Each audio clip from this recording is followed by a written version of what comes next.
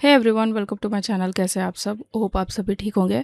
तो पता नहीं, जो मैंने लास्ट टाइम मेजरमेंट का डाला था प्रैक्टिस सेट, उसमें क्वेश्चन नंबर 4 है वो, जो उसमें रिकॉर्डिंग ही नहीं आया, मेरा आवाज़ ही नहीं आया, तो मुझे वो कट करना पड़ा।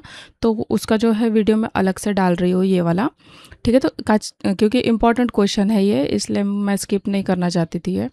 तो क्वेश्चन नंबर 4 है, when the pointer of an indicating instrument is in motion, then deflecting torque is opposed by controlling torque only, damping torque only, both damping and controlling torque, या फिर नन ऑफ द अबव। तो इस question में पूछा जा रहा है कि जब इंडिकेटिंग इंस्ट्रूमेंट का पॉइंटर मूव कर रहा होता है, तब डिफ्लेक्टिंग टॉर्क को कौन सा जो टॉर्क है वो अपोज करता है। ठीक है, तो जब पॉइंटर मूव करता है तो उस समय कंट्रोलिंग टॉर्क पॉइंटर को फाइनल पोजीशन पर रोकने का काम करता है। डैम्पिंग टॉर्क क्या करेगा कि पॉइंटर को जल्दी से सेटल करने के लिए ऑसिलेशन को रोकता है। इसलिए पॉइंटर मोशन के दौरान डिफ्लेक्टिंग टॉर्क को दोनों टॉर्क, मतलब कि कंट्रोलिंग एंड डैम्पिंग, दोनों भी जो है वो अपोज करते हैं। तो मैथमेटिकली ये क्या हो जाता है? मैथमेटिकली हो जाता है T D equals to T C plus T D, that is damping torque.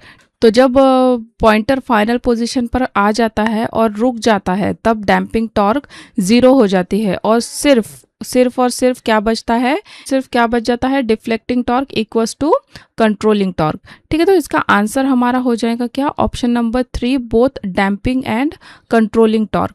इसकी जो है कुछ थोड़ी सी थ्योरी है जो इम्पॉर्टेंट है। तो डिफ्लेक्टिंग टॉर्क का मेन फंक्शन क्या होता है और कंट्रोलिंग टॉर्क का क्या होता है, हम पैरेलली देखते हैं।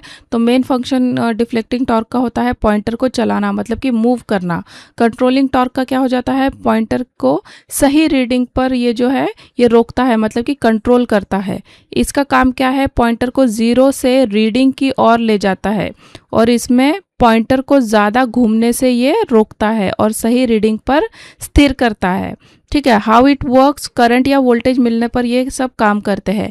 ये काम करता है स्प्रिंग या ग्रेविटी की मदद से, ये जो है ये अपना वर्क करता है। It is also called as driving torque. ठीक है, डिफ्लेक्टिंग टॉर्क को हम और क्या बोल सकते हैं? हम बोल सकते हैं ड्राइविंग टॉर्क। काफ़ी इंपॉर्टेंट है ये, याद रखिएगा ये।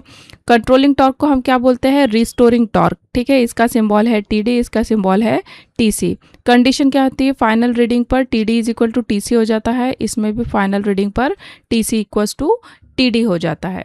ठीक है, ये जो थे इम्पॉर्टेंट पॉइंट थे। साथ ही इसके साथ और एक इम्पॉर्टेंट टेबल, इस पे तो ऐसे ही मतलब डायरेक्ट क्वेश्चन बन जाते हैं इस टेबल पर, और आते ही आते हैं। आप देखिएगा हर एग्जाम में जो है एक क्वेश्चन फंसता ही फंसता है इस पे।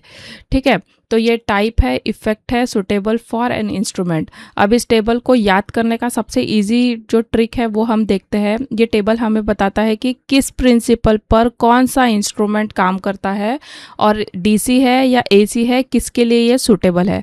तो सबसे पहले हम देखते हैं मूविंग आयरन। तो मूविंग आयरन इंस्ट्रूमेंट किस पे काम करता है? मैग्नेटिक इफेक्ट पे ये जो है ये काम करता है, और इसलिए ये जो है दोनों एसी और डीसी के लिए सुटेबल है। इसके एग्जाम्पल क्या हो जाएंगे? एमीटर और वोल्टमीटर। नेक्स्ट है परमानेंट मैग्नेट मूविंग कॉइल।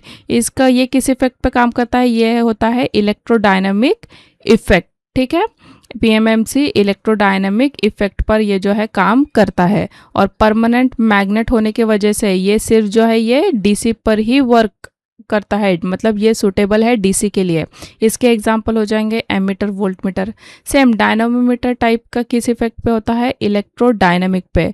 ये डी याद रखिए, डायनामोमीटर एंड इलेक्ट्रोडायनामिक इफेक्ट। तो ये काम करता है किस पे? डीसी एंड एसी, और इसके एग्जांपल हो जाएंगे एमीटर, वोल्टमीटर एंड वैटमीटर।